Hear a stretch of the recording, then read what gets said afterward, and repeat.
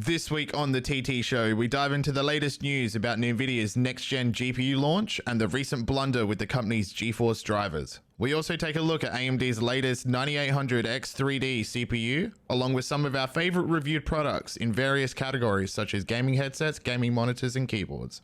Let's get into it. Welcome back to the TT Show. My name is Jak Connor. I'm a hardware editor over at Tweaktown, and today I'm joined by my co-host, Kosta Andriadis, gaming hardware editor at Tweaktown. Hello, my friend. We are back for another jam-packed week. Yes, indeed. And this week we're going to go through a bunch of reviews, including the fresh on the scene 9800X3D CPU, which does look very good. Is a CPU launch that is like, surrounded by glowing reviews and not angry faces. Like if you go look at the YouTube thumbnails for the CPU launches for this year, it's all just like, Yeah, that's a funny way of and now they're all like smiling faces. Yeah, instead of looking at like there hasn't been smiling faces in the CPU market for a while, and what was that? Sorry. Like it's kind of like looking at instead of looking at Metacritic or whatever, you just look at the YouTube thumbnails, like the facial expressions for the reviewers. Yeah, that's how you make your assessment. But yes, we are going to get into the 9800X3D. But on the back half of this episode, we are going to be taking a look at some of our favorite reviewed products. I'm going to be going through some of my favorite gaming monitors in my favorite specs. Kosta is going to be going over some keyboards and some headsets, and yeah, that's pretty much what we're going to be hitting on this week. We've changed it up a bit, but as always, we do need to get into the news. So let's talk NVIDIA.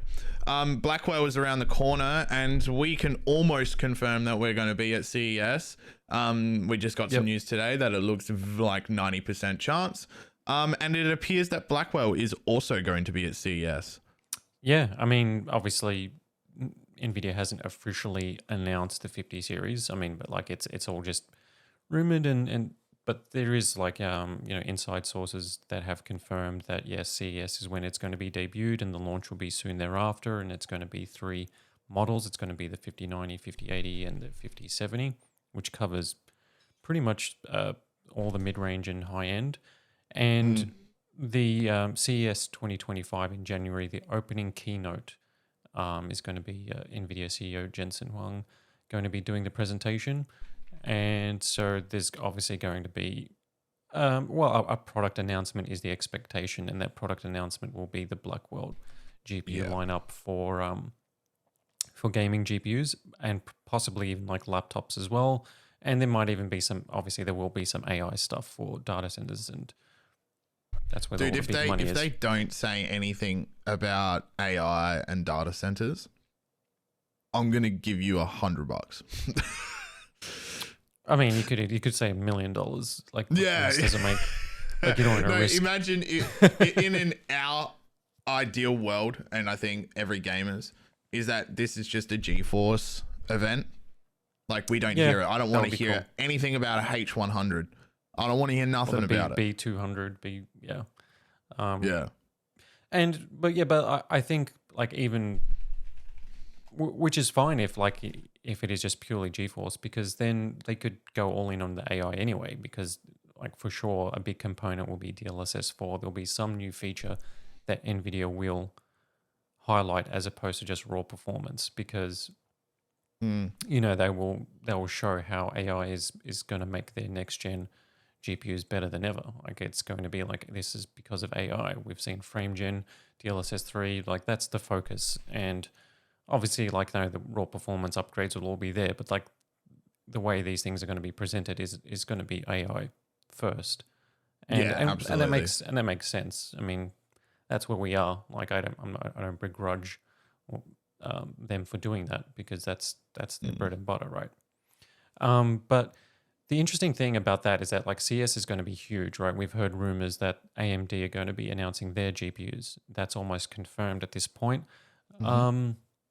Well, I mean, even AMD's Lisa Su, she said like they're going to be announcing RDNA 4 soon, and that points to CES as well. And then there's Intel potentially doing their own, announcing their own GPUs there, their next gen Battle Mage, even though really I can't wait, dude. there's like 0.1% hype surrounding that. If that. I'm going to be the only guy there. And there'll be the more X3D CPUs, like the 16 core versions, or the 12 core, 16 core versions. Those I actually do want to see. I'm actually interested in them. And there's going to be like new monitors. There's going to be so many new product launches that it's strange. Oh no, I'm going to have an anxiety attack. Yeah, that's. It's going to be strange that NVIDIA will be like, okay, here's our new GPUs, and then just get drowned in a sea of like announcements and news and presentation that is CES, because NVIDIA loves the spotlight, like every company, for a product launch. Like they traditionally treat their product launches kind of in a similar fashion. I mean, they do time it around Computex and things like that, or GDC, or wherever the events are, even like Gamescom and things like that. But they do kind of take that Apple approach of, here's our presentation, and we kind of like separate. This is our own thing. This is our product. We don't want to be. Yeah. We want this to be the conversation for the next few days. They're bigger than the event itself. Yeah. So the latest rumor from Copilot7 Kimi, who's a well-known leaker and, insider really, when it comes to GeForce, and he has already confirmed the 5090 and 5080 specs. He has confirmed the power usage. He's confirmed a whole number of things, or he has announced leaked a number of things about these the new GPUs, and he's kind of like the main source. And obviously, he's close with people within NVIDIA working on this Jensen. Stuff. He's close with he's like engineers and marketing, or like who knows. But it could even be like an NVIDIA. I think he knows an engineer. There's no way you can get the specs from marketing. Won't know the specs of the GPU until it's coming close. He would have a marketing contact too, because his latest tweet is like, "We will meet GeForce of Blackwell soon," which is a very cool, old-timey way of saying it. Like, so Robin of Locksley. So cryptic. GeForce of Blackwell. And saying that probably means that NVIDIA are going to do some sort of announcement or teaser. Like a tweet or something, like a quick video. Or even, before CES, like potentially in December. And there will be and then there will be like full reveal at CES, obviously hands-on, specs, and launch later in January. That's where the rumors are that it's all going to launch around a few weeks after CES, kind of like with the Super Series launched earlier this year, and like around the 20th, or let's say. But like that makes sense. Like if they're going to do their own event, maybe they will do something in December, and we don't know what this meet Blackwell is going to be. I think it'll just be some could just be like a teaser. Yeah. I think it'll be some tweet or video that they put on the GeForce channel or something like that. That is just a bunch of super close-up shots, and it's like showing off the design of the card. Yes, and you're like, wait, what is this? And then it ends and it just pans out, and it's just like the 5090 or whatever. Or it ends where it's it'll be some kind of teaser video, I reckon. Yes, and I think it'll be a bit more substantial than just a teaser. I think it'll confirm that either the naming, or it'll confirm, or they'll tease features of it. It'll be like show you the GPU. Like it could be like in some shadow or whatever, but like they'll show you the hardware. 3 to 4 times more ray tracing performance, or something. Yes, that's right. Like they'll throw out something like that. Yeah, to go with it, and then join us at CES at the end or whatever. Yeah, and that'll see come you at CES, and that'll just start the really add fuel to the hype. Oh, I'll cry. Oh, you don't think I'll shed a tear over a graphics card, Kosta? You don't know me, son. You don't know. Yeah, I mean, which is going to be massive, right? Because this is not obviously something that we need to talk about in depth, but like one of the stories that I posted this week was, the Steam hardware surveys came out for October, covering up to then, and it's like that. If you look at the top 34 GPUs, like take out the integrated graphics from Intel and Radeon or AMD, and all 34 discrete GPUs, which includes laptops and desktops, are all NVIDIA. Like the majority of them are the majority from the 30 series, but pretty much there's a whole bunch from the 40 series in there. And it's only until you get to like the number 35 where AMD's RDNA 2 6600 GPU turns up, followed by like an even older AMD GPU. But like it just shows you that like, the big announcement for CES, or like if like we know AMD is going to be announcing their stuff. It's all of interest, right? But what NVIDIA does matters more, because we're talking about their market, right? This is their market. This is it's like an Apple thing that I compare it to that, because it's like, like if there is no alternative iPhone, there's no third-party version that you can get of like an Apple thing. But the PC gaming community at the moment, or PC hardware, feels like if you got a laptop or you got a PC and you're gaming on it, well, I mean, the data shows you that it's NVIDIA hardware. Yeah, exactly right. It's just for the audio listeners. I picture my face when Costa rattled off those numbers. Like my absolute shock. No, it's something that we've been talking about for a while. This is an NVIDIA market.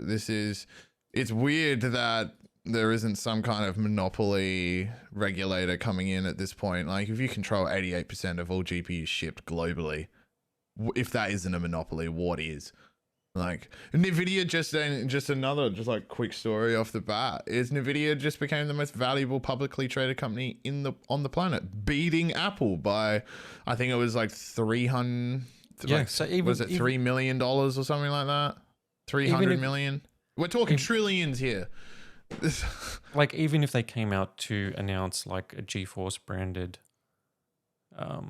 headsets and keyboards and stuff, like let's say they just did something that's like unexpected and like like shoulder shrug, right? It's like you can buy it in GeForce branded, we've partnered with X and now you can all this GeForce stuff, whatever it is, like even that will be bigger news than, unfortunately, like the next gen Radeon announcement, the next gen Intel GPU announcement, because you're talking about like that's the difference, right? So like whether or not you plan on picking up a 50 series GPU, that's irrelevant. Like that's going to be the glimpse at where PC gaming hardware is headed, really.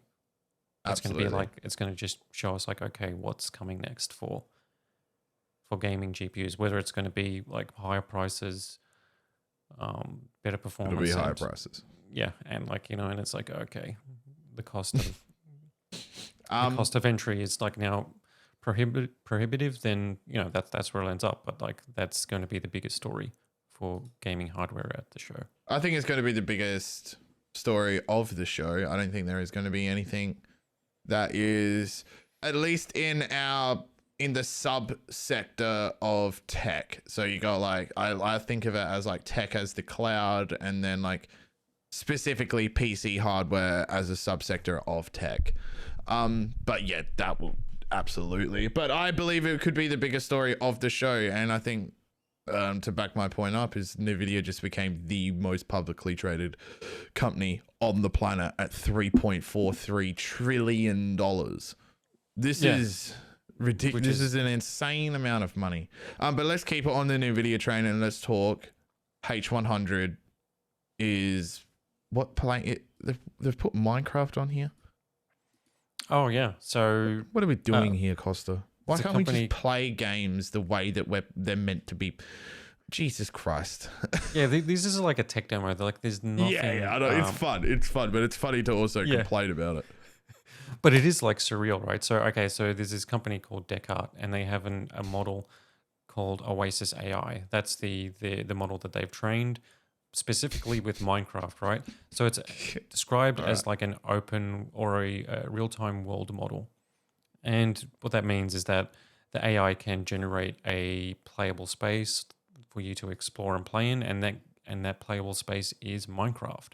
And running on a single NVIDIA H100 GPU in a data center, you can play this yourself from their website. So essentially, it's running in 720p at 20 frames per second.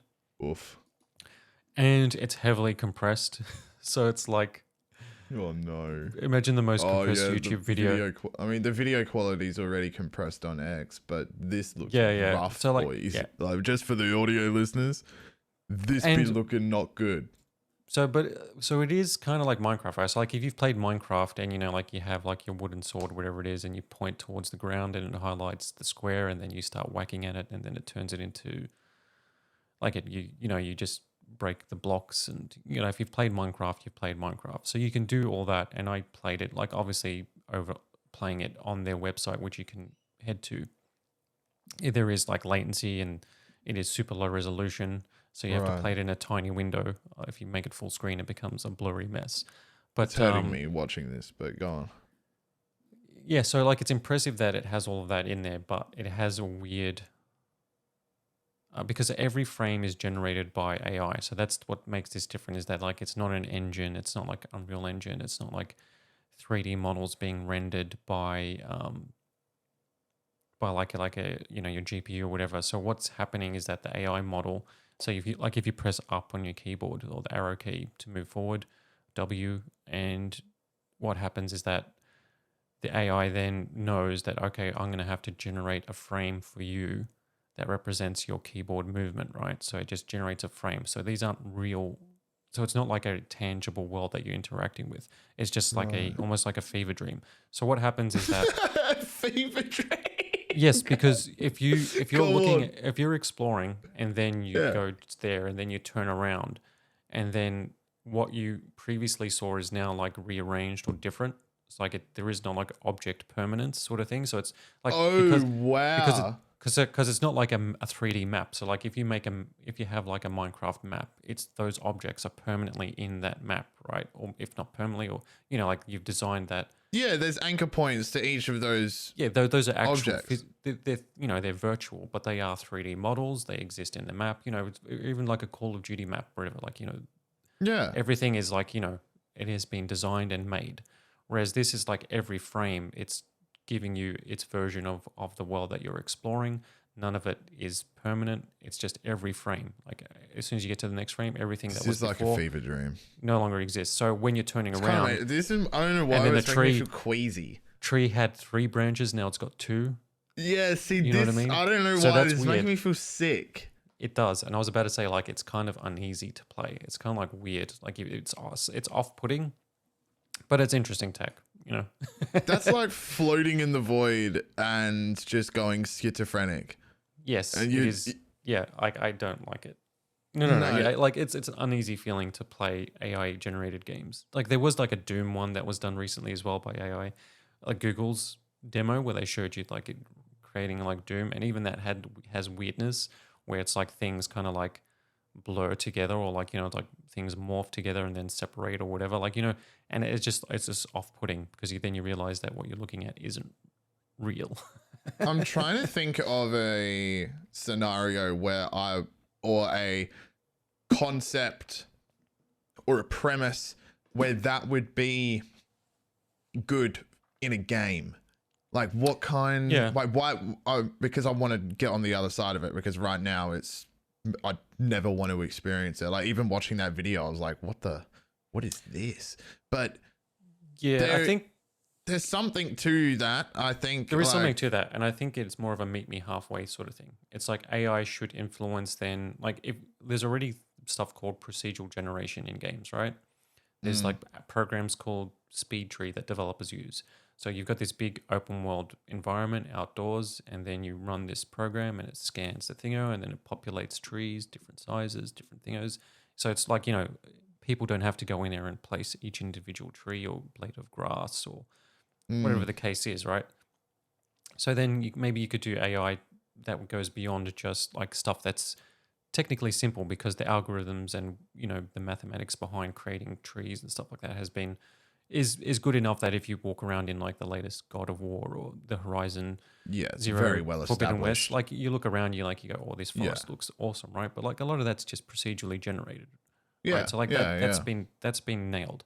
So then maybe you use AI to be able to create to be able to generate like towns and cities and NPCs. And so then they're all just populated. I do. I completely agree with that being the angle and like the responsible way to come at it from a Yes. like building the world and the environment. I was more so thinking about But not like using the generating the game. tech to complement a premise idea. So like say take a character like Senua from Hellblade. Yeah. Right. She's schizophrenic and is paranoid 100%. And there is some of the most powerful experiences I've had in games is just like watching her, and it looks in like, because it's in Unreal 5.4, it looks unbelievable, but she's having like a complete panic attack and a schizophrenic outburst where she's like saving someone and they don't even exist. So I'm thinking of like, imagine if you're walking, like you use this technology where you spin the camera and like you look at a city skyline and then you turn the camera around again and then look back and the city skyline's different. If that uneasy feeling was baked into the premise of the character that you're experiencing, that would be cool. Like your character is schizophrenic and paranoid, so you don't know that he has no or she has no object permanence at all. Yes, that would be like a cool way to use it, because then it creates something generally environment and stuff it's like that. It's like genuinely uneasy, as opposed to like having to script all that. You know what I mean? So it's not the same. Yeah. It's not the same like mess with you for every single person. Like that sort of stuff is cool. Like you can use it in horror games. There used to be a horror game. Well, I mean, there is a horror game on the GameCube called Eternal Darkness, and it had like a sanity meter. Oh wow! And when the sanity meter would build up, you know, like you would walk into a room and then there'll be like things that were there and then they might disappear. Like there'd be like these weird sort of like hallucinations that your character in the game experiences. But then it would mess with you if it gets like randomly, like you would like open the door and then it'll be like a little load, like as if the GameCube has like rebooted, and then it'll just cut back to the game. And you're like, what? Oh, that's dirty. That's dirty. It had like it would have all these like cool things to mess with you. It was actually really cool. Like, you know, like I tip my hat to the developers doing that. Like the memory save, like your memory card's full, you cannot save the game or whatever, or like an error or a crash, or like even one where it's like where it makes it look like your TV screen has got like marks on it or like cracked. That's good. Yeah. It was a whole bunch of little things. It was a really cool game. Like you can actually like play it, like obviously emulate it now, even though Nintendo won't like that. That's awesome. But yeah, like AI for stuff like that would be kind of cool. I can't wait for AI to make it to games and really utilizing its capabilities. I think it's going to be revolutionary. But we have actually smashed out all of that news already. Do you want to talk about that? Oh yeah, AI? sorry, no, we got the X3D review. Let's talk AMD's new CPU. This is from what I haven't actually read Chris's review on that is currently live on TweetTown right now. Yeah, it's currently live. I went through it yesterday to have a look, and yeah, it's good news, right? So we had the non 3D X3D versions of the 9000 series launch, and outside of the efficiency, there really wasn't much improvement to gaming performance. And if you're looking at CPUs primarily for gaming, then you know the current champ is the Ryzen 7 7800 X3D, which was so their non 3D versions of the new Zen 5 chips didn't dethrone that when it came to gaming performance. It was like, well, if you're a gamer, you don't really need to bother. And surprisingly, which they had other issues with performance and stuff like that. There was controversies and stuff surrounding that. You can look into it. And then Intel launched its Core Ultra lineup, the Core Ultra 200 series, and just a bit of a disappointment for gaming as well. Like it was a regression, right? So more efficient than the 13th and 14th gen Intel CPUs, but not dramatically so. And even then, and we don't know if they're going to break in 5 years' time when they tell us. But anyway, and then the gaming performance was like worse in some workloads, which is kind of like weird. It's like, how do you release a new generation of CPUs and the gaming performance? Because they were scared. They were like, they dialed them back. I bet you they dialed them back. I bet you before all of the 13th and 14th, and this is just total conjecture on my point here. This is completely unfounded. I bet. Go, come on, just go like full, just make it up. I'm just spitballing here. I'm just off the top of the dome. It's like a freestyle. But that's hopefully why you listen to this thing.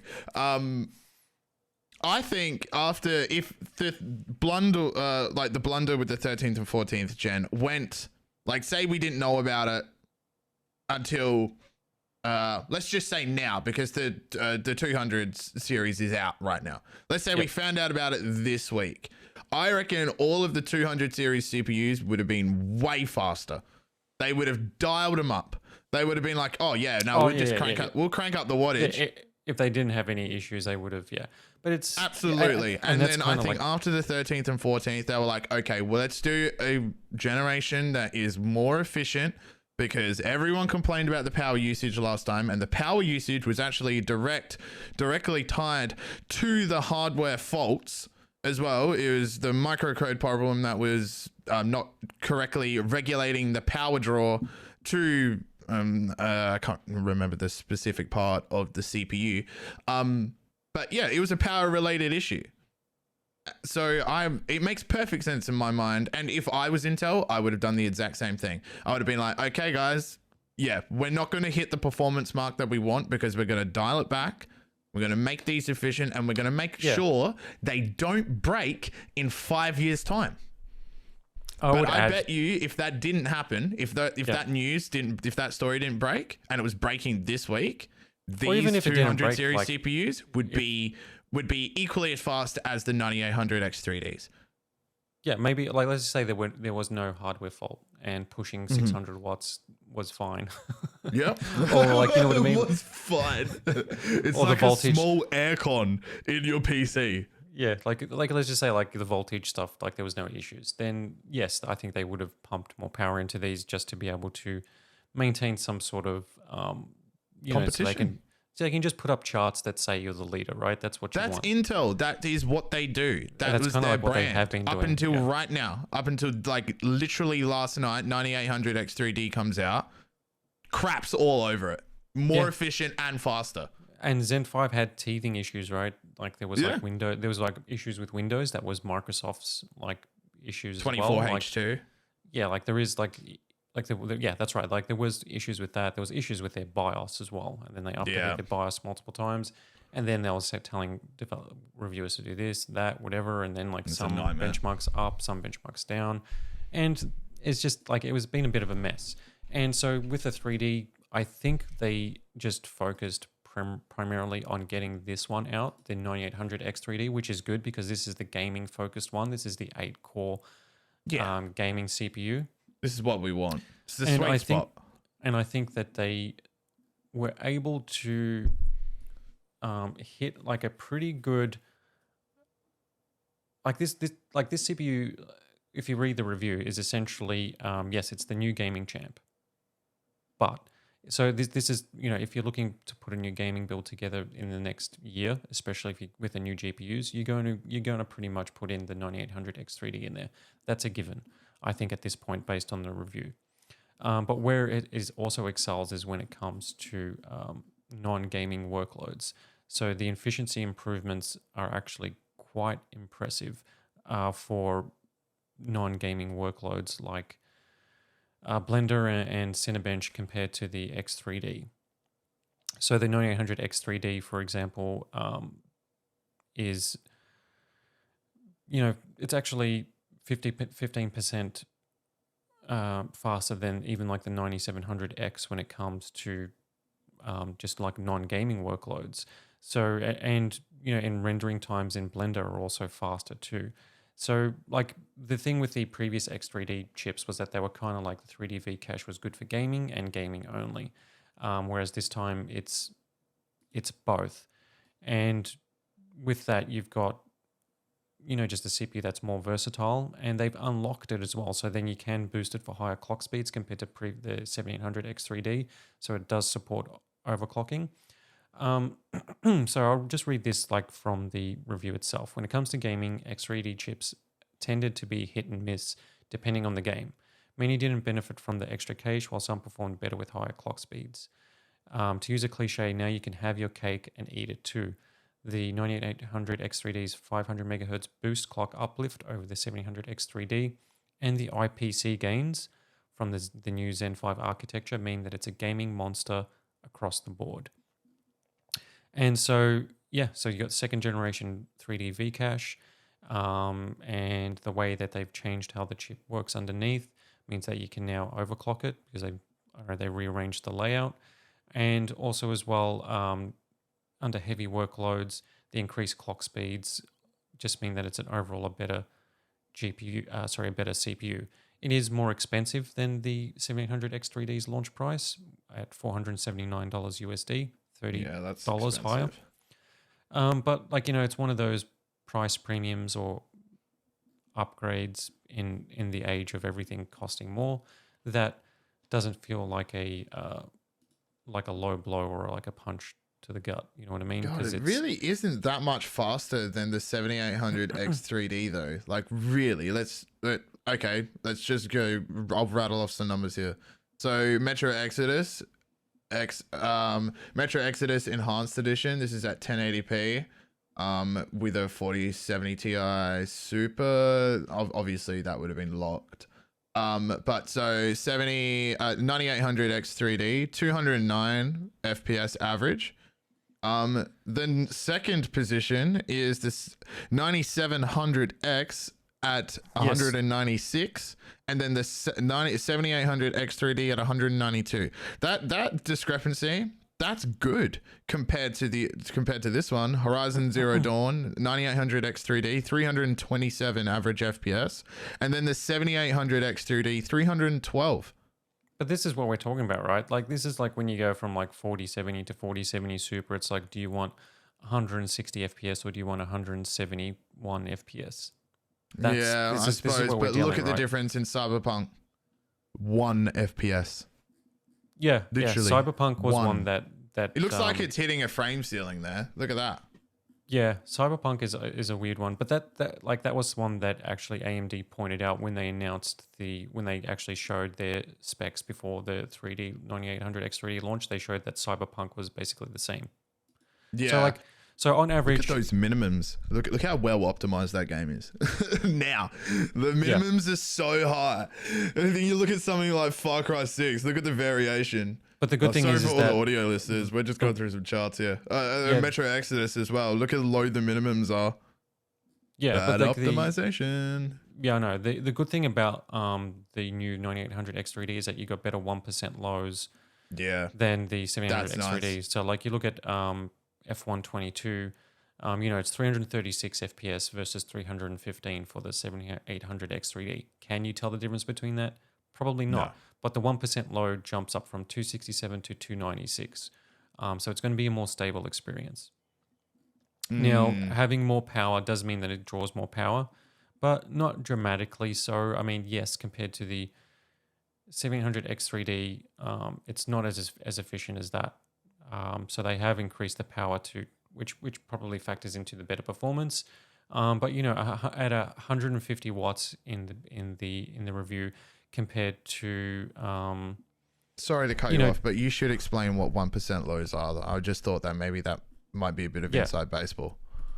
Yeah, so like when you're playing a game and like you run a benchmark and you look at the average FPS, right? And if the average FPS tells you that like, oh, this game is running on average at 63 FPS, and you go like, okay, that means I'm going to have a solid 60 FPS gaming experience.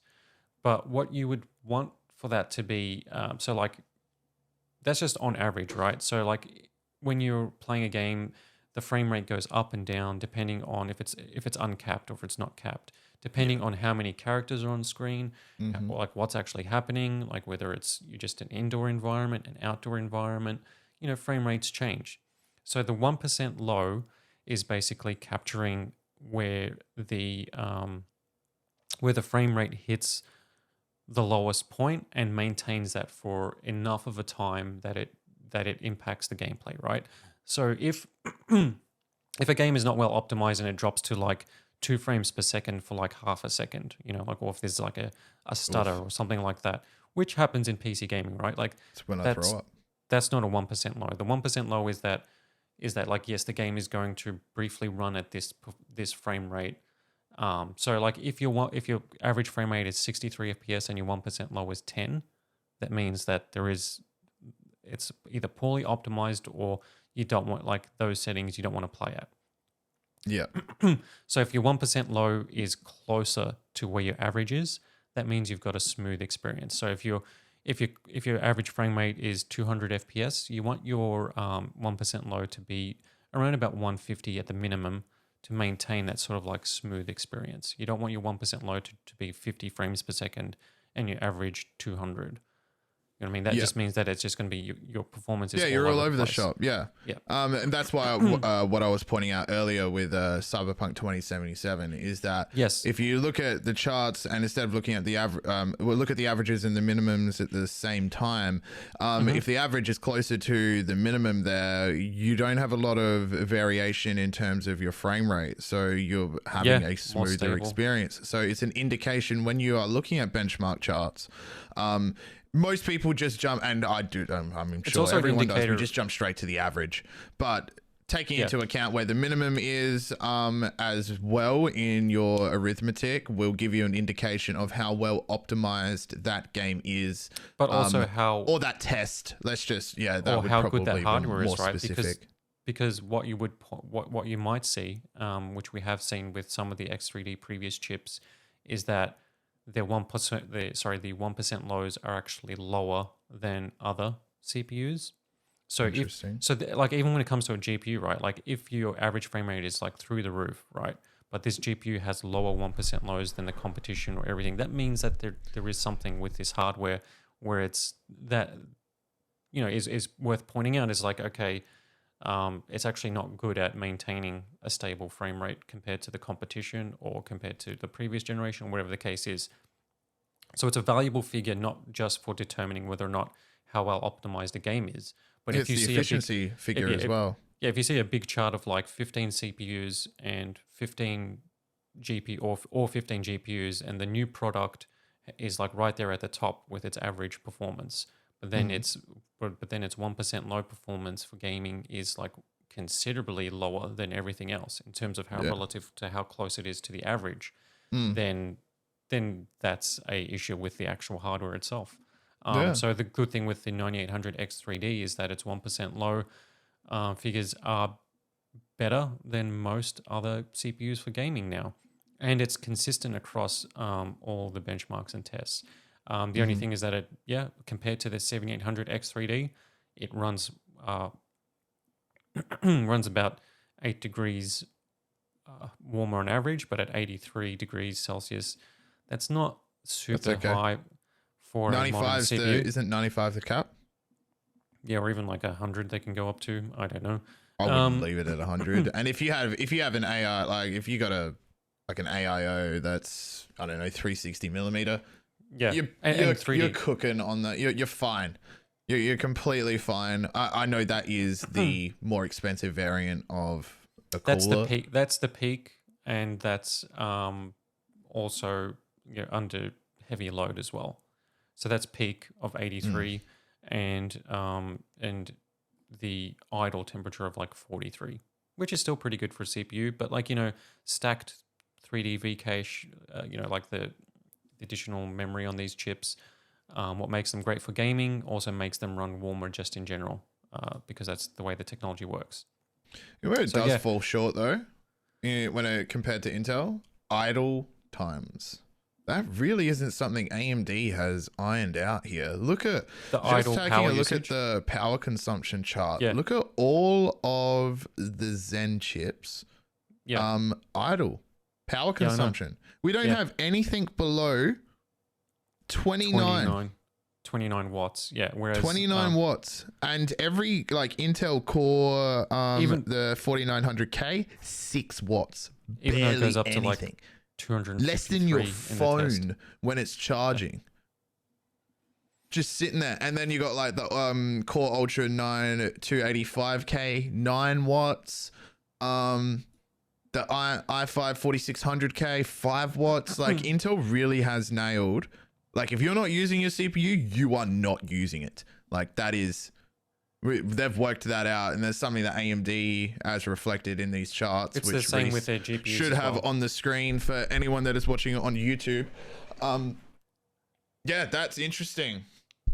When do you think we'll see AMD do that? Like, figure that out. That's got to be the next step, right? Like, they're all efficiency. I mean, but their GPUs are like that too. But like the thing is, it should be like maybe I don't understand why it's not there on the desktop side because because they've got like mobile chips, right? They've got their like like the Ryzen AI chips. They're selling. I think their mobile chips now are the strict point ones. Yeah, like or even like the previous gen, like the Phoenix Point. They're way more popular now than Intel mobile chips, right? Like especially for gaming, we're seeing. I think the latest Steam hardware results shows like AMD's integrated Radeon graphics now are surpassing like Intel's ones. But like basically, like those chips run at like 15 watts, right?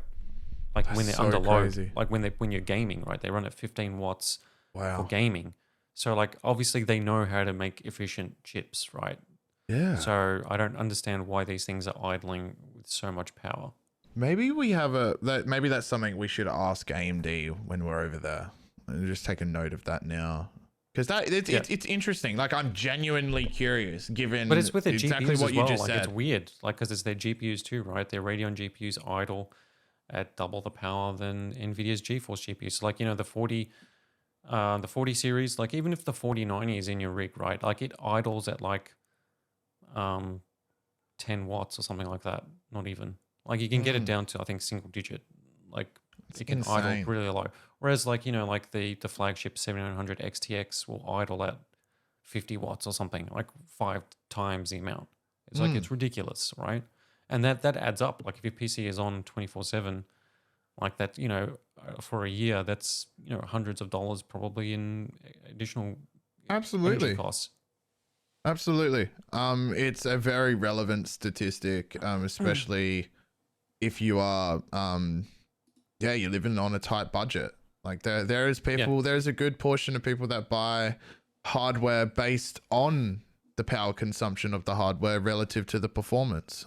It's not something that I do. It's not something that typical, like the average gamer would do. Like I think you got to be pretty into hardware to be going down that rabbit hole. Like I don't think you would just jump from like, oh, I'm a console gamer, and it's like I'm going to build a PC, but I'm going to build the most power efficient PC. It's like that would be really odd.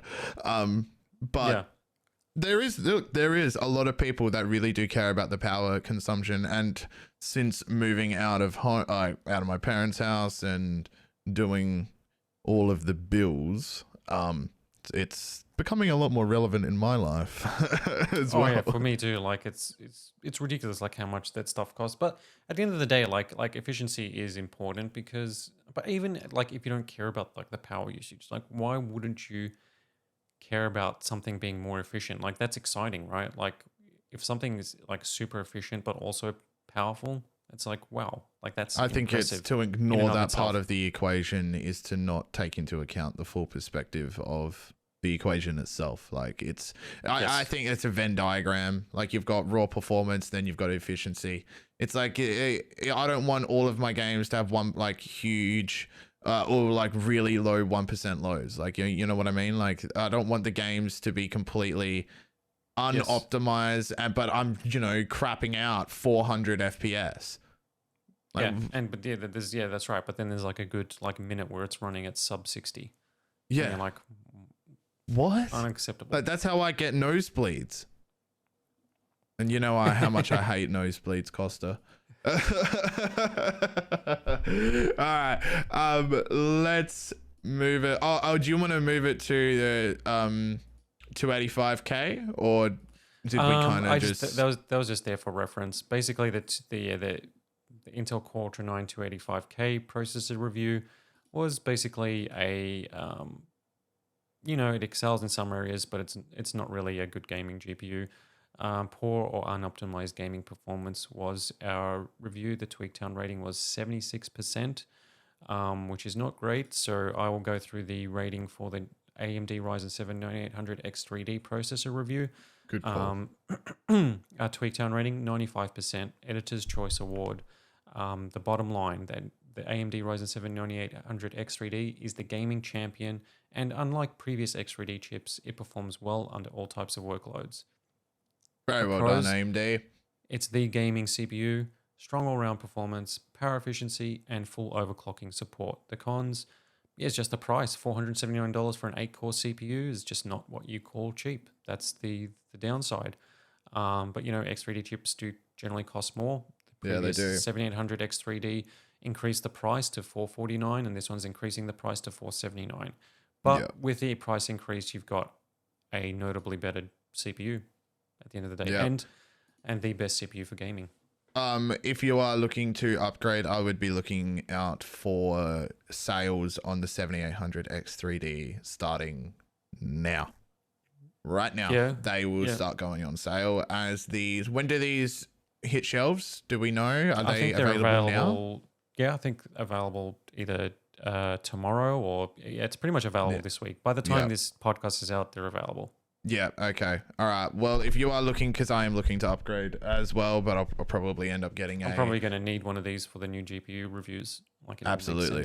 I need one because I need one. That's why I need it. But that's it. That's all. No, but if you are looking to, if you need a new CPU upgrade and you have say you are on AM4 right now and you need to make the jump to AM5, I'm sure there'll be great bundle deals on AM5 motherboards and 7800 X3D.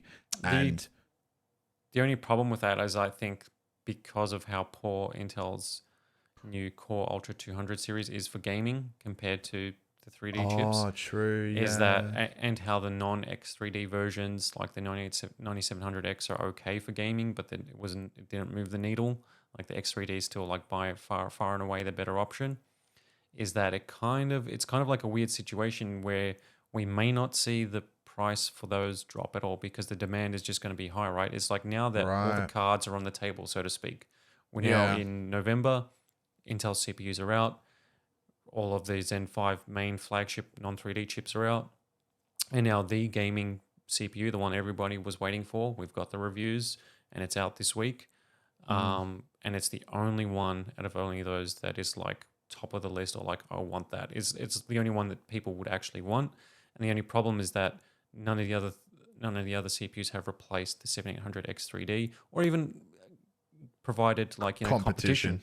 Yeah. So it just means that like there's no reason for them to drop the price. There's no reason. If you're wanting to upgrade, don't worry about it. I'd wait just upgrade. 3 years. You're just gonna have to shell out. You're just gonna have to spend like $450 or $480 US. You're just gonna have to spend the money, I think. I don't foresee just price drops. keep your eye on. I'm sure there'll be websites that do have some deals somewhere. But typically, what happens is, and this is like you just outlined, a unique kind of use case. But if a new generation comes out, it severely discounts the previous one. And the 7800 X3D, as we went through in the charts, is a very good CPU, especially if you're upgrading from like a Ryzen, like a Zen 3 or even a Zen 2 chip. Like you're going to see substantial performance. Or even like Zen 1, like I'm still rocking a 5600X. Like that's Zen 2, right? No, that's Zen 2. Or Zen 3? Or Zen 3? No, that's Zen 3. Zen 3. Yeah. It's Zen 3. Like you wouldn't be rocking Zen 1 now because Zen 1 was that's old. Yeah, that's old. That's gone off the list. That's gone off the minimum spec list for PC games. Like you need Oh, really? Like, I think it's like 3600X is kind of like the minimum or recommended or like the recommended, not like the minimum, because minimum is like you're not going to be playing games on like the lower settings. You're not going to build your PC around the minimum specs. But yeah, because the reason for that is that the PS5 essentially has a Zen 2 CPU. Obviously very old now because the PC world moves very, very quickly. It's even in the PS5 Pro, and it's basically like the equivalent to like a 3600X or something like that, which is kind of like one of the bottlenecks for consoles in general. And one of the reasons why that's still like the recommended CPU for PC games, because especially big releases that are also on console as well as PC, is that they've already targeted for that spec anyway. So that's the recommended spec is like that thingo. So like, like the CPU, you can get away with, a 5800 X3D if you can pick one up super cheap, and that's a really good gaming CPU. But the thing about the 9800 X3D is that the additional workload stuff is going to be pretty cool for a lot of people, because they're going to be like, oh yeah, even for just like non-gaming workloads, it's significantly better than previous 3D chips, and it's on par with like the non-3D version. So it's like it loses like that one thing that was like good for gaming but not great for everything else. The only thing with the 9800 X3D where it actually falls behind, like, you know, like the flagship 4900Ks in like in non-gaming workloads, is because it's got 8 cores, and there's only so much you can do with 8 cores versus like a 16 core 24 thread, or like a a CPU with more cores. So early next year, like they're going to be super expensive, but like if you want the like premium non-gaming workload performance, like and gaming workload performance, Blender, rendering, video editing, playing games, everything else, probably like the 9900 X3D, which will be will have more cores, or the 9950 X3D chips. They will probably end up being like the Halo CPUs for next year. Like that'll be like the 4090 of CPUs, right? Because it's like overkill. Like you don't need it. Like you can get away with this 9800 X3D because it's a great all-rounder. But like if you want the absolute best of the best, I think like those chips are going to they're going to take over the non-X3Ds. They're going to take over like the 4900Ks and anything Intel, or the Intel's 285K, the new Core Ultra CPUs as the basically CPU champs, which is interesting way that things have turned out. Yeah. But that's where we are. Yeah. I mean, the same week of AMD dropping their new CPUs, Intel's kicked off the Dow Industrial Stock Exchange Index and replaced by NVIDIA. Did you hear about that? Yeah. I mean, Intel's like now Intel there's stories of like it's not looking good, bruv. It's not looking good. The stories are now like, are they too big to fail? Does the government have to step in? Oh no, they will say Intel's unhappy because the CHIPS Act, you know, the billions of dollars that the government's supposed to give them, like that hasn't kicked in yet. So like, you know, they're bleeding money, and like their foundry expansion plans are in question. Their next like and there's also like I don't follow CPU architecture super closely, but like with the Core Ultras, the new Lunar Lake, like apparently the architecture of it is potentially like going to change dramatically next time around. It's like this was more of like a stopgap using like the more mobile tile sets, because it's got like the NPU tile, because they the moved SoC away from tile. monolithic. Yeah, like it's got the GPU tile thing. It was like it's actually got inbuilt graphics on it. It's got like the NPU, whereas, you know, like this gaming, the X3D 900 X3D from AMD, like where have we seen any, like, does it even have an NPU? We don't even know, because it's not an everything chip. Like it doesn't have inbuilt RDNA graphics. Like it does in case you need to like troubleshoot your PC, but that's about it, right? Like you're not going to run your Windows off that CPU. It's just a pure Zen 5 3D cache CPU, right? So whereas Intel's like, I mean, they're a mess, but also it seems like the architecture's all over the place in terms of where it's going. Yeah. Well, there you have it. That is the new. If you're any further reading, or if you want to check out those charts again, the YouTube video is chapterized, so you can skip to the point where we start going through it again, or you can head down to the YouTube description.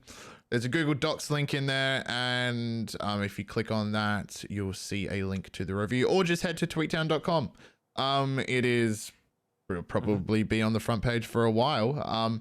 But yeah, and then you can click on that and check out further reading on the latest best gaming CPU. But let's keep it on to products now. I'm going to start to go through some of my favorite gaming monitors that I've reviewed recently. I'm going to do it by spec. I'm going to leave out 1080p because, well, let's be honest. Come on. Yeah, exactly. I mean, that's right. Like it's valuable, what are we doing but what are we doing? What am I going to start talking about handhelds next? I'm not going to do that. I'm kidding. No, I'm not. I don't typically take review monitors that are 1080p, and if I do, they are like weird ones. Like Xiaomi sent one to me, and I'm sure there was some kind of tracking device inside of it. I would be surprised. Actually, funnily enough, I did a story on air fryers that was Xiaomi that researchers found had microphones and were sending personal user data back to Chinese servers on the buyers of these air fryers. Air fryers, Costa. They got microphones in them. Oh my god! Do you know what the researchers asked? Like, why? Because these air fryers you could connect to your phone, and then it asked for permission for the microphone access, and they were like, "What? Like, it's an air fryer. What are we doing?" I wouldn't even connect an air fryer to my phone or even to the Wi-Fi. Like I get like the idea of like a smart home, like everything's interconnected, and you can bring up your phone to turn off the lights or whatever. Like, I get the appeal of it, but like I cannot be bothered with it. And to be honest, like I like a separation of things. Like I like the fact that my toaster isn't like giving me the news or connected to giving me the news connected to the internet, right? Like I don't need my sandwich press to tell you Trump's won. Exactly. You just put your sandwiches, like you're just trying to make some ham and cheese toasties. You put it down. And exactly. It's like, ding, ding, ding, ding, ding, ding, ding. Donald Trump has won the presidency. Like even the fridge. Like, oh, for God's sake. Okay, like the fridge, you can understand. You're like, okay, if it can register the products and like whatever. But even then, that it's would be like, awesome. Like if you can do all that automatically with it. Like there's certain ones, yes, it makes sense. Like TVs being online, brilliant, right? Like there was a day when TVs didn't connect to the internet. Neither did gaming consoles, right? Or even like you'd have like a desktop PC that wasn't connected to the internet. Like, can you imagine what the hell are you going to do in this thing? Yeah, exactly. So like there are like devices where it makes sense, like your phones, this and that. Like even like security. If you got cameras, if you got a doorbell, like there are things that make sense. But like, come on, like, do you need an air fryer to be updating its firmware or like having like an app on your thing? Just cook the dim simmies. That's all I want. Just like do you not know how to just like set a time and a temperature? Like you don't need to be like what is it? What's in there? And these are all the same reasons why I don't and will not talk about 1080p. No, of course. No, look, 1080p is fine, and if you're gaming at 1080p, which the majority of people are, I'm being facetious. I do understand that is the majority of gamers out there. But I won't be talking about them because I don't typically review them. I'm more interested in the 1440p and above. So let's get things started here. Look, Alienware makes some of my personal favorite looking monitors. I think we are in and we have been for quite some time, gaming monitors look boring, or they're too gamery. There is no in between. There is no like Porsche of gaming monitors. You know what I mean? Where it's like sportsy, but it's also kind of nice. There's not like something about a Porsche that looks slick, but it doesn't look like a Lamborghini. You know, the gamer aesthetic just is almost like I don't. That whole like the hard angles, like the industrial thingo, like RGB or like edgy. It's like, man, like when you're gonna learn that's sleek and. Look at this Alienware monitor. I agree with you. Like when Alienware started doing the very first OLEDs, they kind of did the first QD OLEDs that became, highly sought after. I remember when they did their first ultra wide, and everybody's like, "Oh, I want that monitor." It was super expensive at the time because it was kind of like the first gen, but it was also not just the fact that it was OLED, right? It was also that the white. At the time, they had like that they have their design language because Alienware is kind of cool for that. As in, if they're gonna have a bunch of products, they come up with a design language and they want it to look different, or there is a reason behind it, and and their OLED models have kind of like always had that. So what's the latest design language, I guess, for their monitors? So I think I really just boil this down to OLED, like QD OLED panels. These 3rd generation OLED panels are, it honestly does not matter what brand you buy. If you buy a 3rd generation QD OLED panel that's 27 inches, it doesn't matter if it's a Zeus, MSI, Alienware, or Gigabyte, I don't know, AOC or something like. It does not matter. The panel is too good for you to actually tell a difference. Like, if you would not be able to tell a difference unless they were situated, like positioned side by side by side by side, and each of them are calibrated differently. The only difference is the shell, how it looks, the on-screen display options, and the connectivity. It's like, say the MSI one has like, say 95 watt PD charging straight out of the base of the monitor.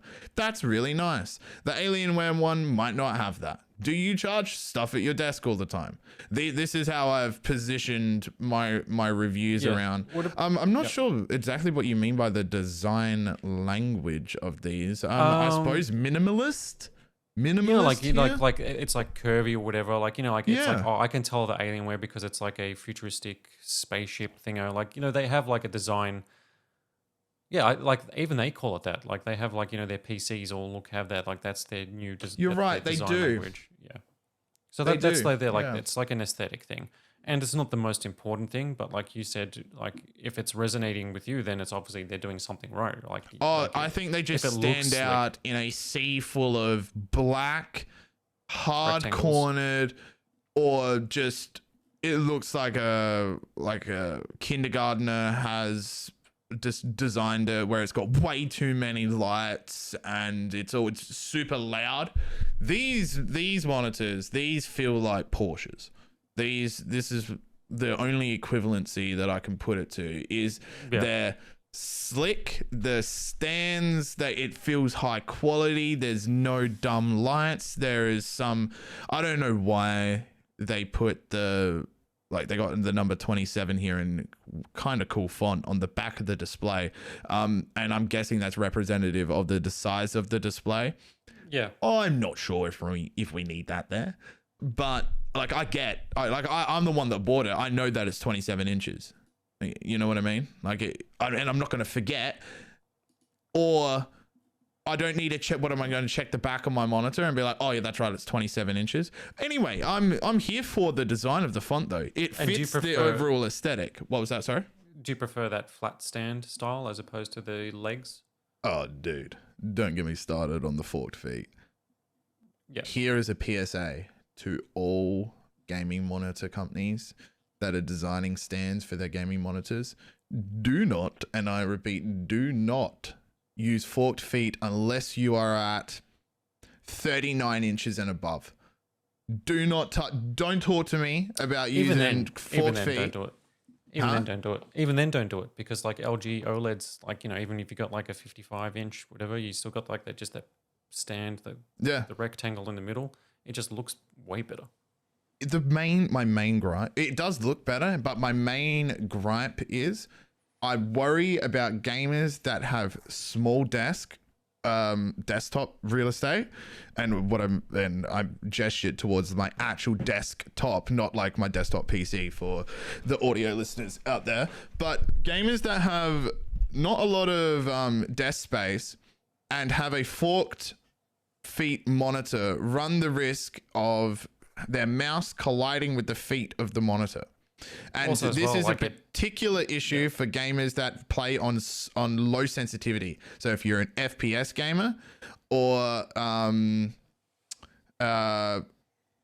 just low sensitivity in general, because if you're playing at low sensitivity, you're swiping like this heaps, and then you're also going to swipe in. And if you're one of those guys that brings the monitor like reasonably close, and you're also swiping, which is very likely if you're playing on low sensitivity, and you've got the forked feet that protrude out further than the monitor's panel is, you're gonna collide with the feet. And it happened. I critique it in every single one of my reviews. It is such a hazard, and it's something that you would never, ever, ever, ever think about when you are looking for a monitor. Like if you're in Harvey Norman or whatever, and you're looking at JB Hi-Fi, you're never going to think, oh, when I get that on my desk. Obviously, this problem can be solved if you just buy a desk, and that's what I actually say that in my reviews. I'm like, if you encounter this issue, just buy a monitor arm, a desk clamp monitor arm. I was like, get rid of it, just take the stand off. Most of these monitors come with VESA support, 100 mil, 200 mil anyway. So you're cruising. And I have both of my monitors on monitor arms just because I don't have a big desk. And like my desk is like, what, 1.2 meters? No, not even. No, maybe like one.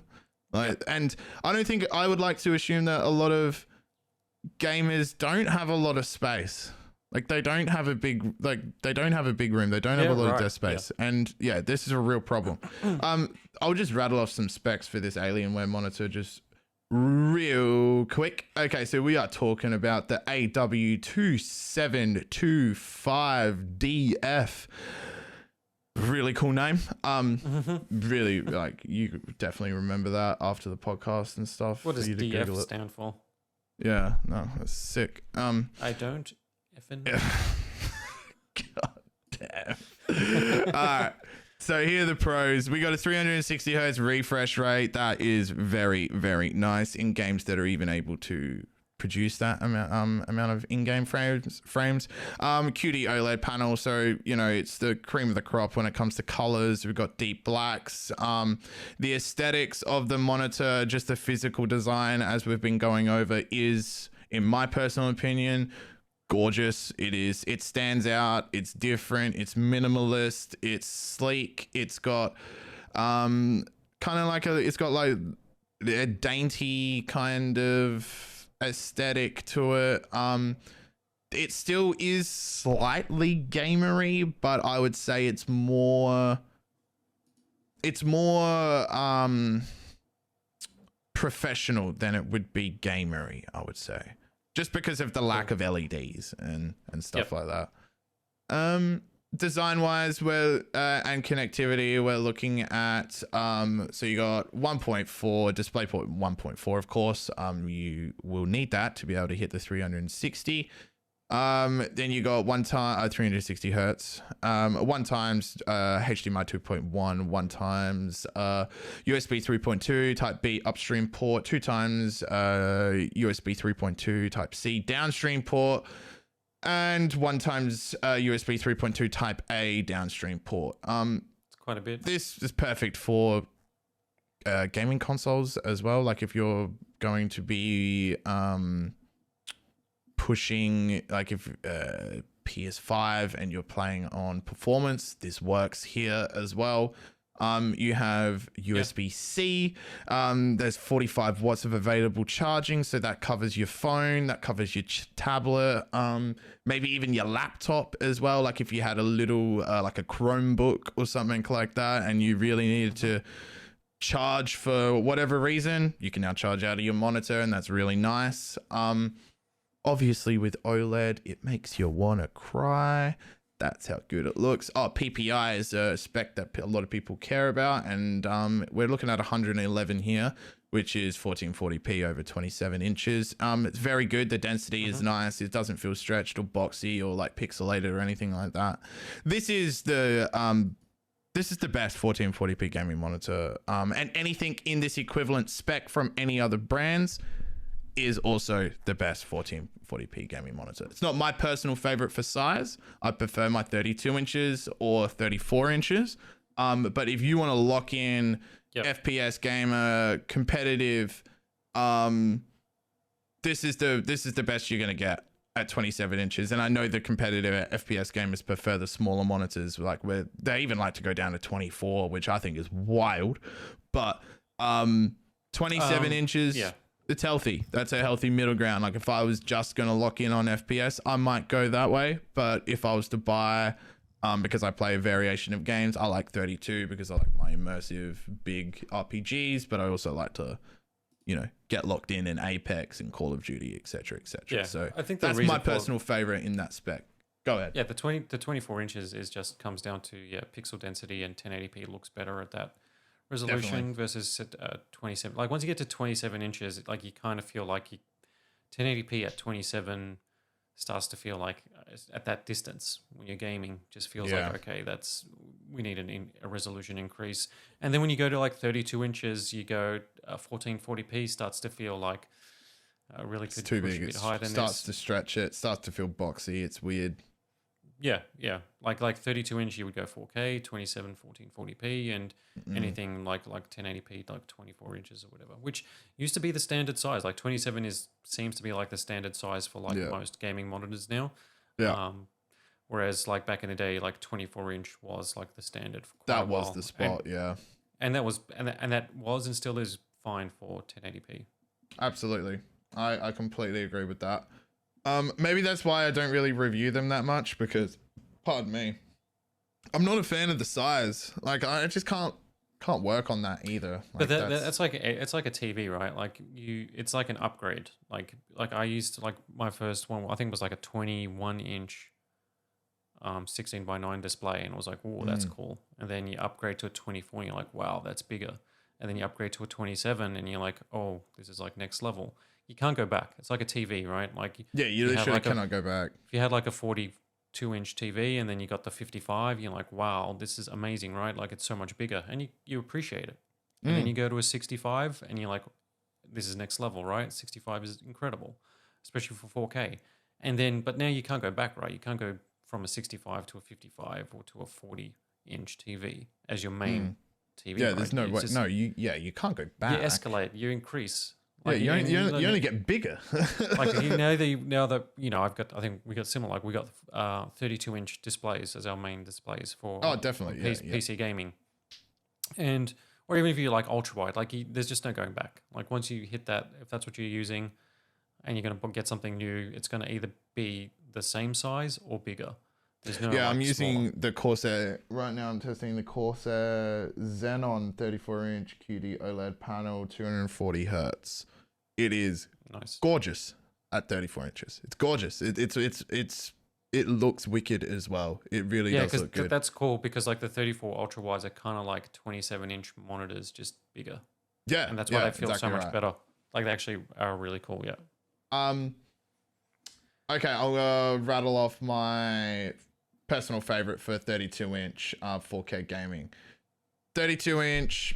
This is where I believe is the jack of all trades, master of none kind of spec. It is not great. Like if you were just into RPG games, and you had the room, I would probably tell you to go bigger. But look, like I said before, if you're a gamer that jumps between multiple titles, I think 32-inch is your best bet.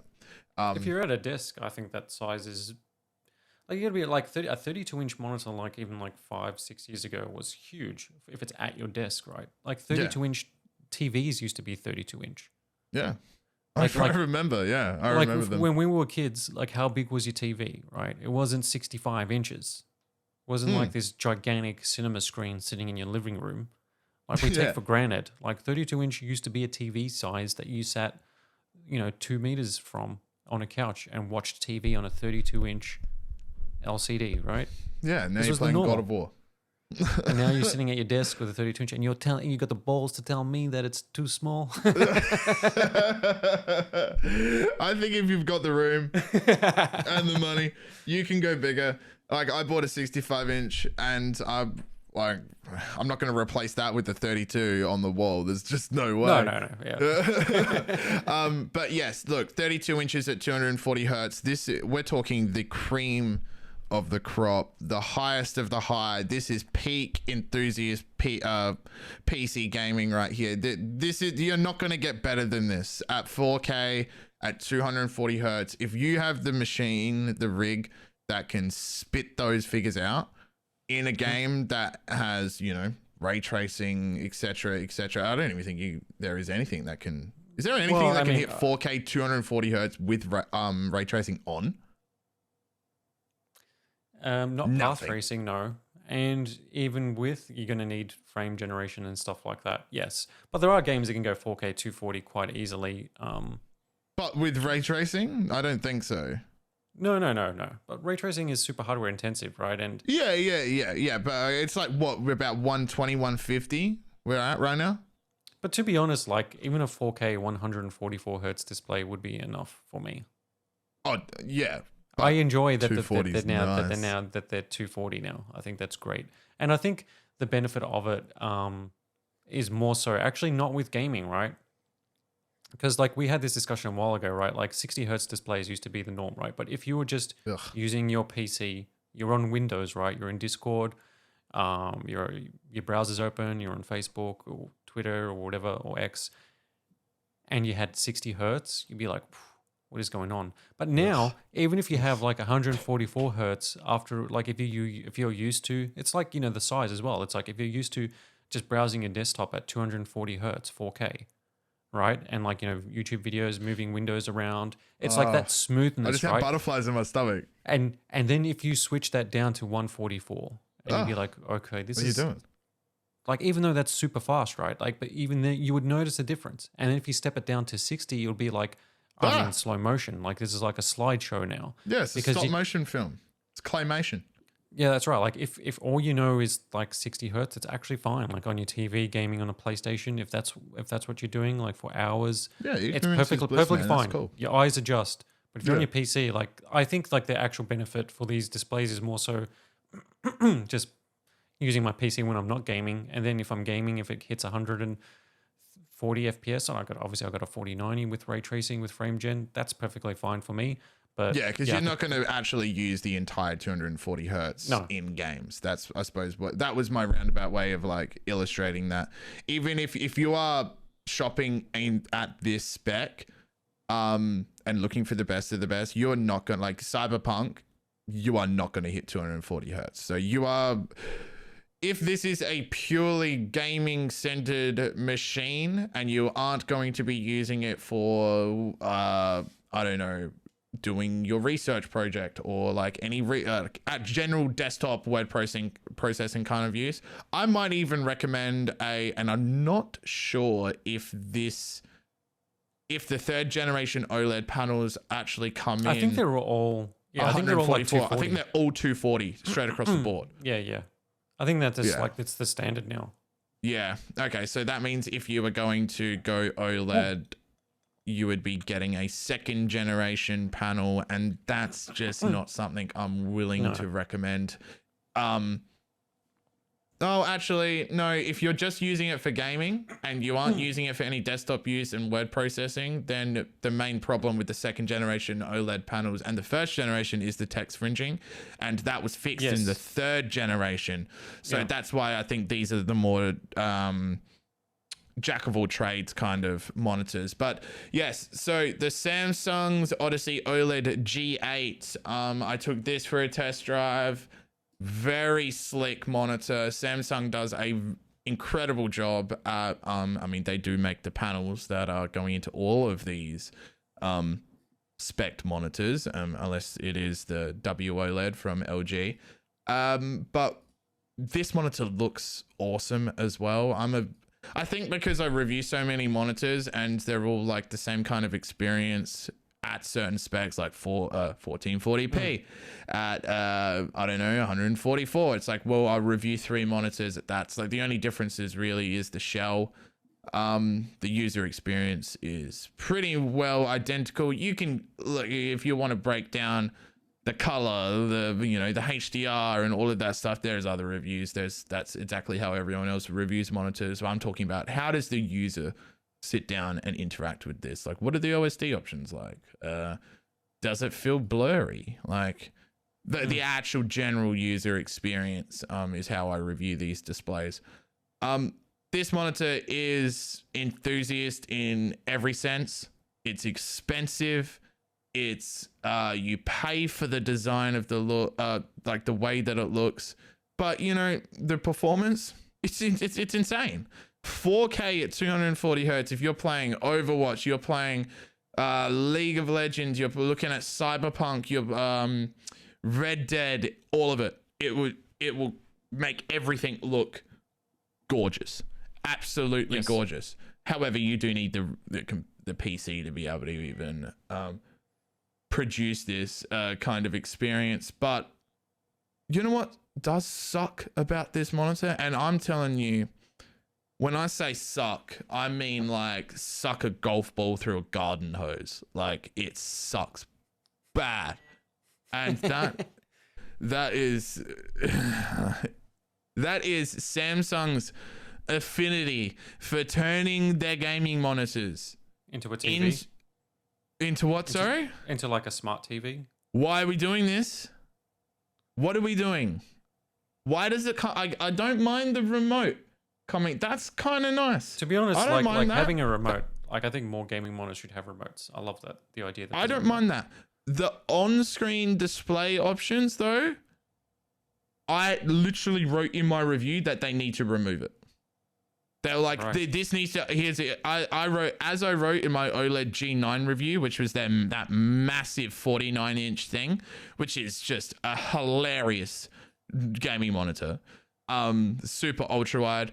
I wrote in the G8 review, as I wrote in the OLED G9 review, I believe the Samsung needs to do a complete overhaul of its OSD settings. And if the company chooses to do so, they should make simplification their paramount design goal.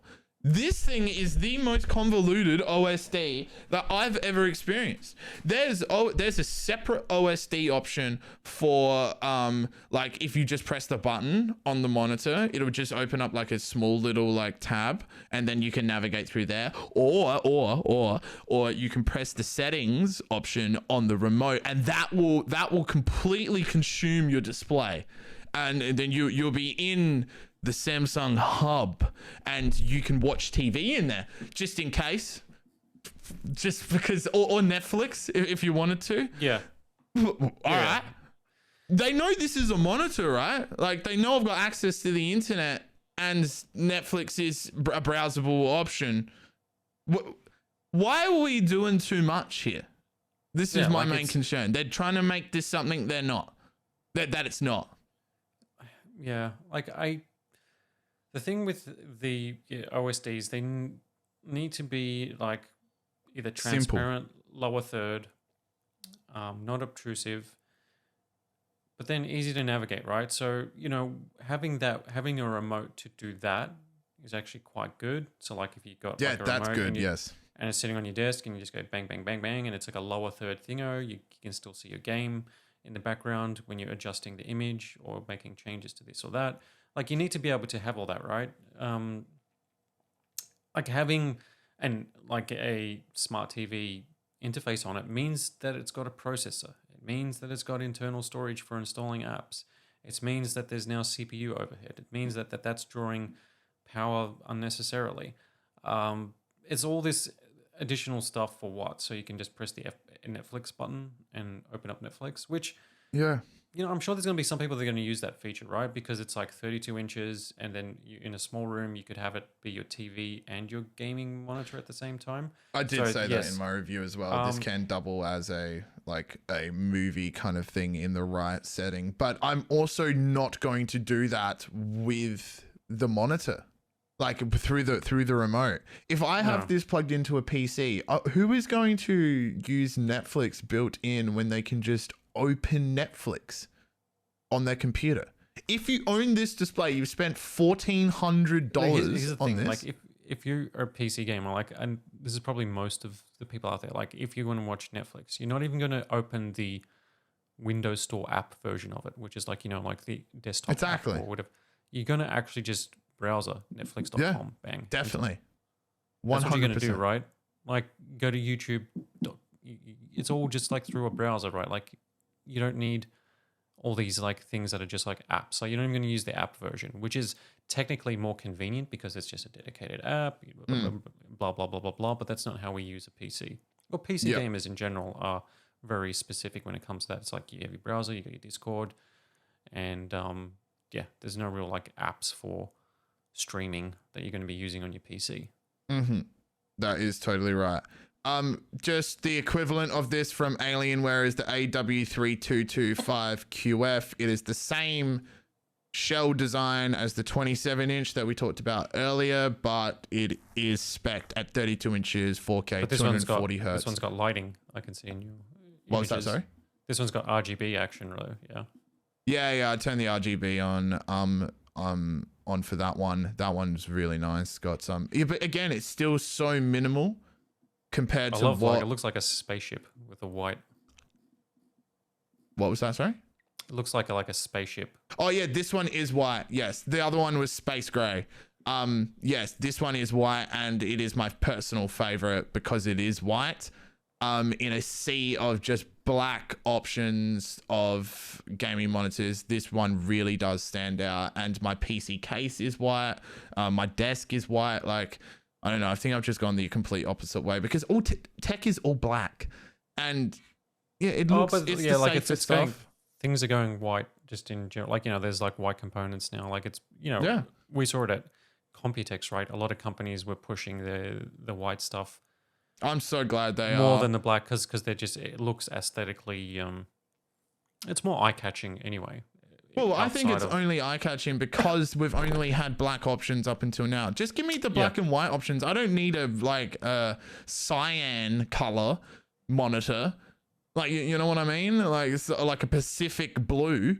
Like, I don't need that. I just want another color option other than black, and white seems the most appropriate. But yeah, so that's my recommendations for the specs. Alienware has completely knocked it out of the park for me here. But as I said at the start, if you can find 1440p OLED in 240 hertz and 360 hertz variants, it doesn't matter what brand you get it from. You just look at the price, compare them, and pick the design you want and the connectivity options. If you don't care about any of the USB-C hub connectivity and you literally are just plugging this thing in to play games, go for the cheapest variant. They're all going to look the same. It's the same OLED panel that is being just made by Samsung and repackaged by a brand, and then they whack their own calibration inside of it. And on a technical level, there is a difference.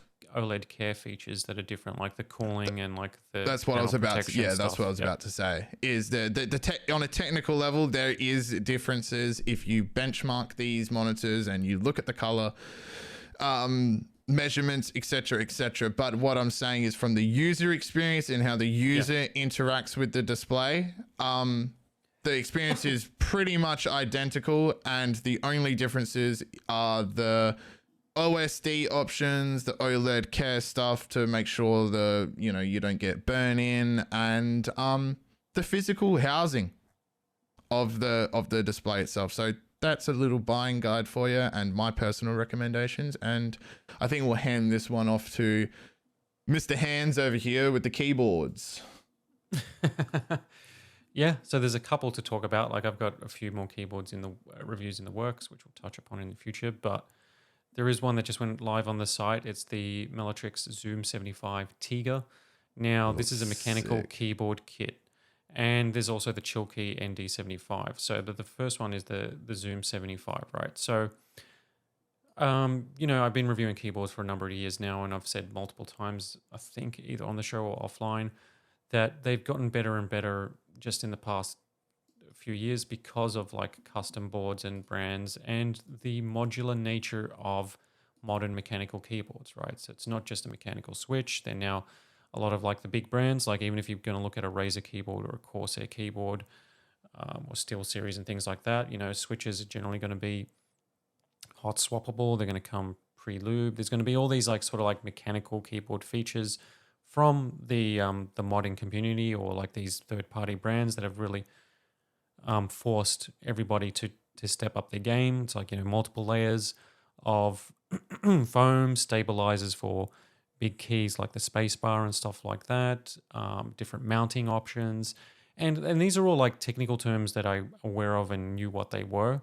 But getting to build the keyboard with the Zoom 75 TIGA mechanical keyboard kit was a lot of fun, but also eye-opening, right? Because I knew mechanical keyboards were modular, but this kind of like proved like how modular they are. Jesus. So essentially, you've got like a PCB, which is essentially a motherboard, right? And on the PCB, Wow, they break it down to that level. So like yeah, so like basically This on is the bare PC, bones, dude. Like you were building from scratch. Like I remember Yes. when you were talking about this. In my head I was like, oh well, they're gonna start you off at a point that's reasonable, but you're literally like this is bare bones from scratch. it comes in like a big case, and I'll break it down because it was like I had to wrap my head around it, but like it's almost like building a PC. So this is a full kit. So it actually has like it has its own screen, it has its own obviously like firmware and stuff like that. So it is like a custom keyboard, right? But like you got this like super chunky, well not chunky, but like really sturdy, heavy aluminium shell, right? And that's basically comes across in pieces, and then you got everything else you're basically assembling and building from scratch. And so like at the base of it is like the PCB, the motherboard, right? And on the motherboard you put these things called stabilizers, which is essentially for which like keyboards didn't used to have like a lot of mechanical keyboards, right? If you look at keys like the tab or your caps lock, your main enter key or your spacebar, right? Now they all have a switch it's generally like the same size as every other key. So like your WASD, like your main keys for your FPS, right? And your spacebar, you generally have like the same switch, right? But with the spacebar, you got this huge area, right? So if you press it on the left, you press it in the middle, you press it 2/3 down, you want it to feel the same. Like before in previous keyboards, some mechanical keyboards, like if you press it on the side, if you press it off center, like there would be a wobble or like it's not as, and that was like a general problem. Yeah. So the stabilizers, you put those on to the motherboard, essentially the PCB first. Wow. That would keep the they keep those big keys from essentially like wobbling. And then like they gave me so many different like foam options, and like I chose the Poron foam, which is kind of like this like that soft like it's a soft foam for sound dampening, and that type of foam like absorbs the sound and gives it more of a, like I wouldn't say mushy, but just more of like a nice sort of like comfortable press. Like it just feels like smooth, you know what I mean? It's more of a smooth keyboard feel, not as clicky or super bouncy as some other foams. So you got this motherboard thing, you put the stabilizers on, you put a layer of foam on there, and then you put like a top plate on top of it, which like they gave me different options as well. Like I chose like the metal plate, and then it's just like it's almost like layers, and then you put the switches in, and they just hot swappable switches, and I had a Gatoron brand linear switches that they send. You can put any switch you want in there, right? So they just pop in. So you just pop them in one key at a time, right? You just pop in the switches, click, click, click, click, click, click, click, and these switches were pre-lubed, right? So I didn't have to sit there and lube. The stabilizers, I actually went and got this Additional lube. type of, You needed additional lube. I looked like online. I'm like, oh, because my partner had like sewing machine oil. I'm thinking like you can lubricate like things, because it was just for the stabilizers. I'm like, oh, can you use that? And then you look online, and people's like, no, do not use that because you got plastic parts and things like that that can be corrosive, or that can, over time it can, whatever. They like, so there was a specific type of grease that I had to go to like an auto, super cheap auto to get. What? It's called dielectric grease, which is basically like a lubricant, but it's non-corrosive and it's high quality.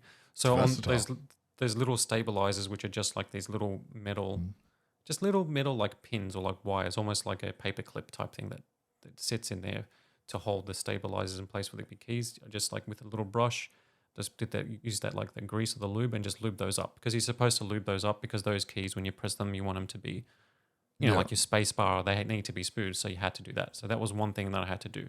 I didn't buy unlubed switches, which you can. Then some people go to that extent, which is then like with every single key, you look at your keyboard, how many keys are there? So every single switch, you're grabbing. That's a lot. Like almost like a little like a little needle, like injecting like the lubricant in there, and then putting the switch in one at a time, which would just be so time consuming. Whereas these switches you can buy pre lubricated, which is it's so weird to just say that constantly. And and you just pop them in, and then you do that, and then there's another layer of like foam you put on top, and then you just slot it into this aluminium case. And the way that there's the zoom TIGA is designed is that they've got a mounting option that doesn't require any screwdrivers. So there's like these rubberized mounts where it just sits into the case and firmly. Whereas there is like an option where you can top mount it, which is more involved process. I didn't do that, and it supports all different other mounting options as well. But yeah, it's like the screw-free mounting option I chose, and then you just whack it in there, and then all the keycaps. Like, I had a keycap set that was like that complemented like the blue and white design. So it was like a keycap set, and then you just put each key on, and then you snap close the case. And the good thing is that like with this specific kit, is that you've got on the PCB, like it's like the main power thing is like magnetic. So when you put it in the case, it sticks to the main power thing. And then when you've got like the scroll wheel and the OLED little mini display is like a little, if you see the image of like the PCB on the right hand side, you see like these two little circuit things, little wires hanging off. They actually just fit on top of like these little capacitor thingos where it's just like a contact thing. So it doesn't require any like clamping or screwing it in. They just touch that, and there's like rubber that holds it all in place. So it's actually quite a very impressive kit altogether, because you can put it together. Like, sure, you'll need some like lube for the stabilizers and stuff like that. You'll need switches and keycaps to go with it, of course. But you've got like really good, you can customize it. There's so many different color options. So I reviewed it based on my experience and obviously the configuration that I got as well. So it is highly recommended. It is expensive when you compare it to a pre-build, because you're getting this high quality aluminum case with the screen and stuff like that. You've got your PCB, and then you got to choose. What type of foam you want. If you want the premium foam that I chose, it's like a few dollars extra. Then you got to choose your switches, and then you got to choose your switches, then you got to choose your keycaps, and then do you want the optional wrist rest accessory and stuff. So when you add it all up, it starts costing a little bit of money. But it is just kind of like a DIY thing.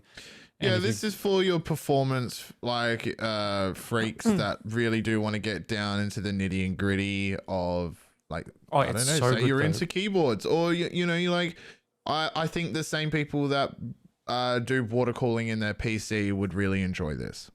Yeah, there's multiple layers. I mean? All in all, with like the foam and stuff, there's like 6 or 7 layers that I put on there, and it actually just feels so good to type with. And the fact that I spent like a few hours building it just made the experience so much better, because then put it on the desk, you plug it in, and works straight away. It doesn't you can do all the screen stuff on board. You don't need to have the software. It's a VIA compatible keyboard. VIA is the open source keyboard customization tool that you just do via web browser. You don't need to install software. You just go to the website, and that's pretty much all. Most custom keyboards kind of like a VIA compatible. It's like an open source thingo, and and they provide you with like a file that you can upload, or like a configuration that gives you the exact so you can see the exact layout of this keyboard. And you can do, it's really cool. And there's a smartphone app if you want that can connect to it via Bluetooth while you're still connected wirelessly or via wire to your PC with it. So it's a really good keyboard just all around in general. But as a full kit, it's really cool. $195 US. Starting from, Yeah, wow. Okay. We're getting a bit strapped for time here. I need to head out. So you want to just really quickly run through your last, like, maybe do a headset now? Oh, yeah. All right. So I'll do one headset, which, because it's been an Alienware episode, I'll do that one. So the Alienware Pro wireless headset review is now live. So this is like my bottom line. All right. So second to none when it comes to sound quality and comfort for PC gaming. The stylish new Alienware Pro headset's lifestyle or Bluetooth side is let down by a lack of a dedicated app for Android and iOS. So what they've done is, if you've got the new Alienware Pro headset is brilliant. Excellent sound quality and tuning for gaming. Dolby Atmos works great. You got like these the graphene coded drivers. It's like, so even when full volume or low volume, crisp sound, really tuned really well for gaming. Supremely comfortable, one of the most comfortable headsets I've used. Bluetooth support, so it's basically a lifestyle headset as well. The design, there's no RGB on it. If you look at the images, you'll see that it looks like one of those Bose or Sony style headsets. Mm. It's got It looks really nice. It's got an inbuilt beamforming mic, so you don't actually have to connect the boom mic if you don't want. So you can so it's still you still have access to chat and stuff like that. It looks incredible. It's to be honest, like I would have scored it a lot higher if the software support was there. The downside is that on PC, sure, the Alienware software lets you adjust the basic headset settings, but like if you want to customize the sound, you have to actually open the Dolby Atmos app for all the EQ tuning. Yuck. And then when it comes to your phone, like you connect to Bluetooth, and then you actually have to use a third-party app or whatever you have available on your phone to be able to adjust the EQ and sound. So like with Android, there are options in the settings, and I'm sure there is for Apple as well. But that's just disappointing because you've got amazing sound quality that's great for gaming out of the box.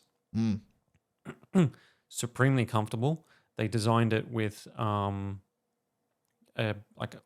heaps of like esports professionals and I actually spoke to Alienware. There's like a short interview piece that I'm going to put up as an article very soon, and they basically so they don't release a headset like all the time. Their last headset was like 3 or 4 years ago. Wow. And it was okay, but it was like one of those, looks like their PCs. It just looks like this weird spaceship thing. And with this one, they just spent a couple of years just working on it, but then also collaborating with like all these esports teams that Alienware has relationships with. Good. And they good on them. And they basically said though, like these competitive gamers, they said they want like comfort is like a top priority. Definitely. But like, and not only that, but the seal has to be good, and then like the sound quality like tuned for like like gaming and like a really balanced sort of sound, and and being able to like have all those other sort of stuff, and but that's kind of like when it makes sense. It's like if you're a competitive gamer, right, and you're wearing a headset constantly, and you're traveling as well. Yeah. Like what you're actually looking for in a headset is what most gamers are looking for. Right? Something that is portable that you can take with you on the go. Yeah, has a decent microphone. Right? Decent microphone for chat. But then also super comfortable. You can wear it for hours. But then versatile enough. It needs to be really light. Yeah. That's the thing as well. One of the ways that they got it to be more comfortable is that there's actually more space between the where the cushion is. Like it's like a deeper sort of design. Yeah, so your ear isn't pressed up against the driver cushion. Yeah, that's right. There's less pressure overall. And it's a good seal, so soft and luxurious. Yes, so this one, hopefully, and it's white. Next week you'll be wearing this as opposed to the Sony one you've got there, because I'm sending it your way. Oy! No, we do love that. I just need to find the USB dongle. White. Yeah. But I think you'll love it. Yeah. So I'll be interested to hear your opinion on it too. Oh, thank you very much, my friend. I will do a live review on the podcast. But yeah, that's the only thing is like, no, like I asked them and they said like, look, like it's not as easy as you think to create a dedicated iOS and Android app for a peripheral. Like it took SteelSeries multiple generations, and they have been making headsets every year, multiple models, and that's like one of their main things. Like Alienware aren't known for their headsets primarily speaking. Yeah. And I even asked them outright, like the Dell headset that I'm using, the ANC one, which is great, has its own great app for Android and iOS, and I go like that would have been, if you had that, this would be perfect, right? If you had that app to go with it, because you can do that customization, you do that phone customization even when you're gaming, right? You're still connected. You don't have to open the app on your PC. You just do it on your phone, which everybody has, and then it's good for when you're on the go and traveling. Yeah. And they basically said that they're aware of that. That's something that they want to do, but it's just being able to get it out now. And it's not as easy and it actually isn't as simple as just reskinning the Dell app, because I asked them just reskin that one. They go, it's not as as easy as just doing that. Yeah. Well, that I think is where we will leave this episode. We are heading in a bit of a direction where we are going to be talking more about our products that we do review, as we think that is interesting. and might be helpful for more of the listeners when it comes to buying guides, what's come out, to say the 9800 X3D, for example. Just going over that for 10-15 minutes, I think provides some real value to you guys out there that are listening, and wondering if this is the next upgrade. Is this the next headset that I should be buying? Just throwing our 2 cents out there, I think, is the way to go. If you want any further reading on any of the topics that we've talked about this episode, head down to the description. There is a Google Docs link, and then within that you'll have all of the notes that we've had on for this week's episode, including the With intro links to all the reviews, and all of the reviews as well. Thank you very much for listening, and we will be back next week. Thank you guys. Bye. Thank you.